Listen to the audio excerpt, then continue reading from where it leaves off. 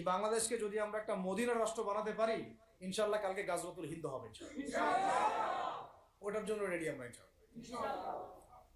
পাকিস্তানের কাছে কিছুই নাই, আছে খালি 10টা 12টা পারমাণবিক মনে অস্ত্র, তাতেই ভয়ে কাঁপতে থাকে। চায়না খালি একটু ভয় দেখায় যে আগাইলে কিন্তু সিকিম নিয়ে নিব, আগাইলে কিন্তু চিকেন নেক গিলে ফেলবো। চায়নার ওই ছোট ছোট যোদ্ধাদের কাছে যে মাইকটা খায়, আর আমাদের এখানে দেখা যায় যে সীমান্তর মধ্যে একটা একটা কৃষকও যদি সীমান্ত থেকে দূরেও হাল চাষ করে, ওকে গুলি করে মেরে ফেলে। ফেলা নেই, ফেলানির কথা ভুলে গেছেন আপনারা? আর আমাদের বন্যা, এরকম কতগুলো মানুষকে সীমান্ত হত্যা করে মারা হয়েছে। আজকে গুগলে গিয়ে সার্চ করে দেখেন কতগুলো মানুষকে বিগত 15 বছরে সীমান্ত হত্যা করা হয়েছে।